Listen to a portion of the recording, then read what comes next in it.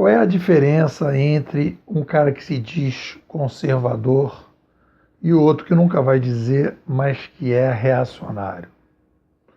O conservador é uma expressão que eu não gosto muito, que quer definir um campo filosófico para fazer um contraponto aos revolucionários, né? Então, diria assim, o cara é conservador, o cara é revolucionário.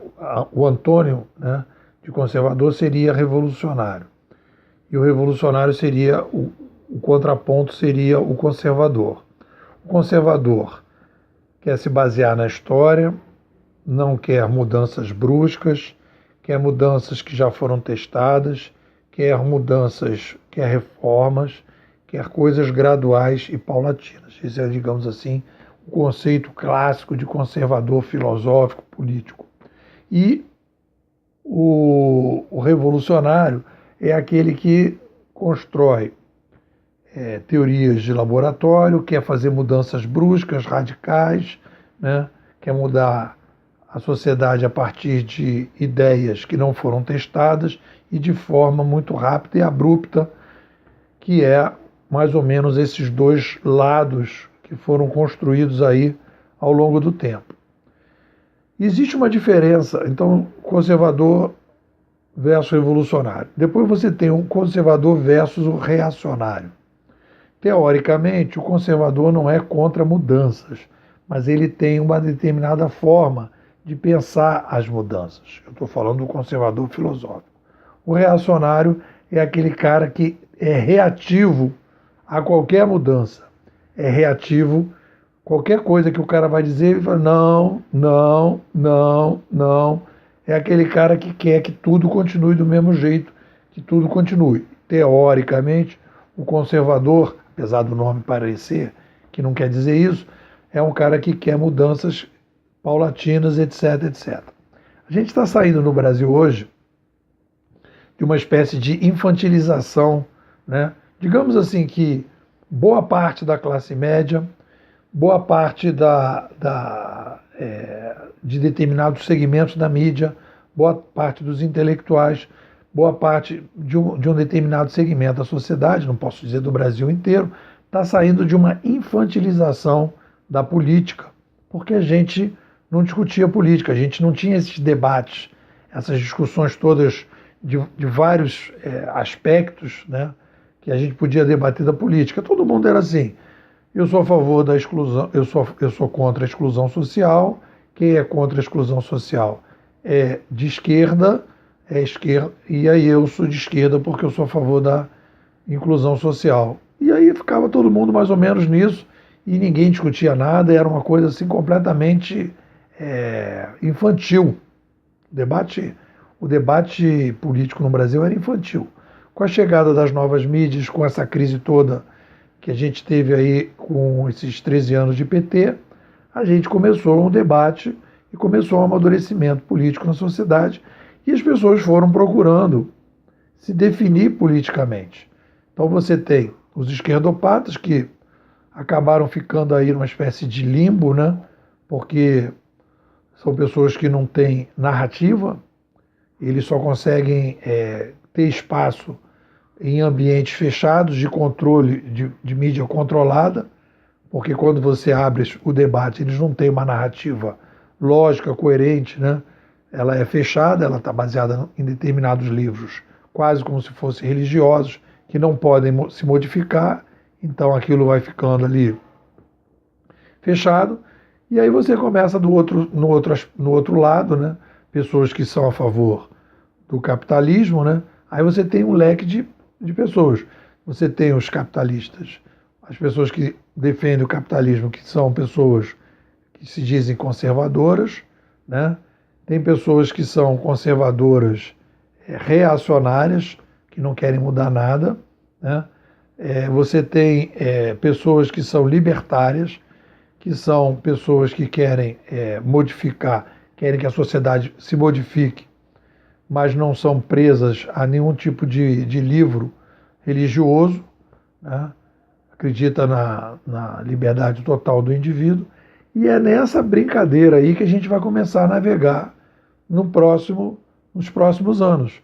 Porque passada a crise que a gente está tendo aí com os esquerdopatas, e acho que a gente vai superar isso, as pessoas não vão mais colocar essa questão da esquerdopatia, apesar da gente continuar tendo exclusão social, mas a gente conseguir projetos liberais e o Brasil começar a crescer como pode crescer, como a potência que é, com 200 milhões, com mais de 200 milhões de habitantes, liberando determinados segmentos, a gente vai começar a crescer e essa esquerdopatia vai ficando para trás.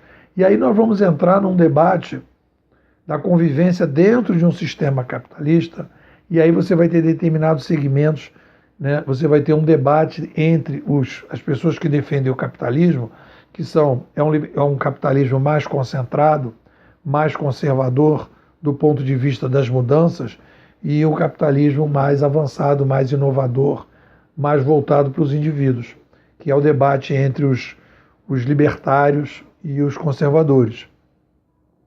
Eu percebo que esse debate já começa a aparecer, e tem duas coisas aí que os conservadores estão colocando que eu acho que são meio fora do esquadro. Um foi um vídeo que eu fiz sobre o Pondé, e ele vai dizer que as mídias digitais vão levar a gente para o totalitarismo, que ele sai do aspecto conservador e passa a ser reacionário, porque o conservador parte sempre da razão, e ele está partindo ali da emoção de um negócio sem estudo, sem análise, sem avaliação mais aprofundada, sem o conhecimento de um leque enorme de autores que estão discutindo essa mudança de mídia e os aspectos positivos dessas mudanças de mídia. Dificilmente, quando você tem mídias descentralizadas, você cai para o regime totalitário, ao contrário. Você só tem regimes totalitários quando você tem aumento demográfico, né? Você tem tendências totalitárias quando você tem aumento demográfico e concentração de mídia, as duas coisas juntas. Então esse é um lado. E o outro lado é o pessoal conservador que está querendo aliar determinadas necessidades humanas que vêm a partir de mudanças históricas e colocar na ficha dos esquerdopatas determinadas mudanças, como se essas mudanças fossem provocadas, estimuladas, e elas não tivessem também uma demanda da sociedade, que é a questão da homossexualidade, que é a questão das drogas, que é a questão do aborto.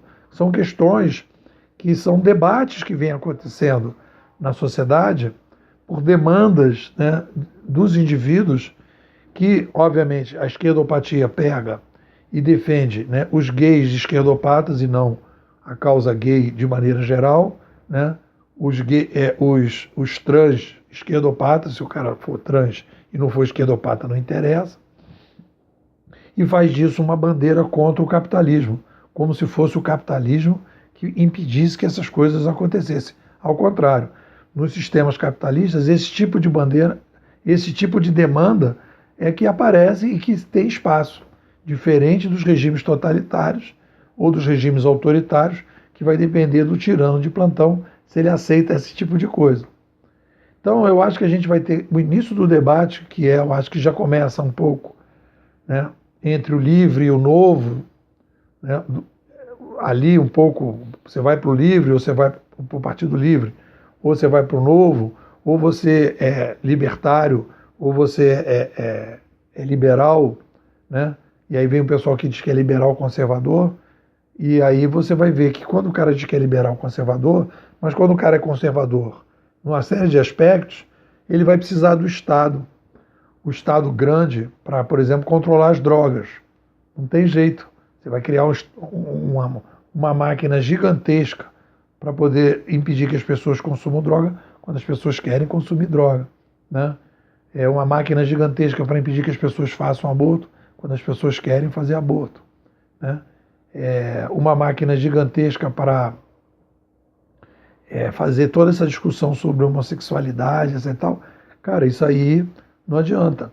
E isso é a pauta dos libertários e, na minha opinião, de todos os movimentos que estão acontecendo hoje na sociedade, no médio e longo prazo, o movimento que mais vai crescer é o movimento libertário, porque ele aponta para a saída econômica capitalista, que é a mais inovadora possível que a gente tem hoje, e aponta para essas mudanças nos costumes que não adianta as pessoas quererem segurar. Ah, mas vai conseguir segurar? Vai conseguir segurar, vai ter, porque no Brasil tem todo esse lado reacionário, não é conservador, tem uma forte força reacionária no Brasil contra determinadas mudanças, né?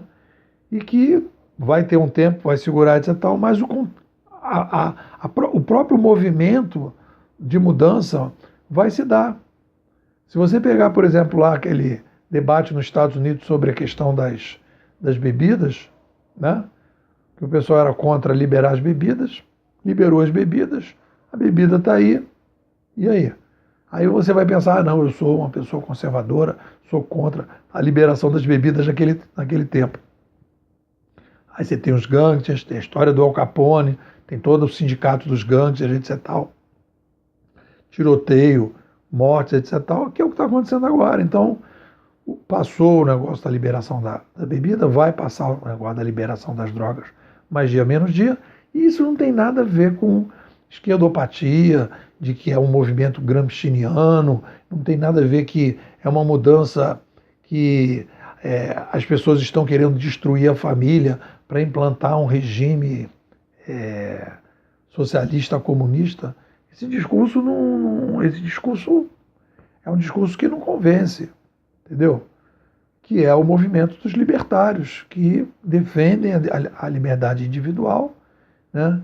E que acreditam que a sociedade não precisa desse centro redentor que vai controlar tudo, de um livro que foi escrito há 2000 anos e que as pessoas têm que seguir aquele livro, né? Hoje em dia, isso tudo dá liga numa situação como a gente tem no Brasil, que as pessoas, o Brasil cresceu muito, você tem uma periferia enorme, pessoas muito desinformadas, pessoas com baixa capacidade de autonomia de pensamento, esse tipo de discurso cola, mas com o tempo não vai colar.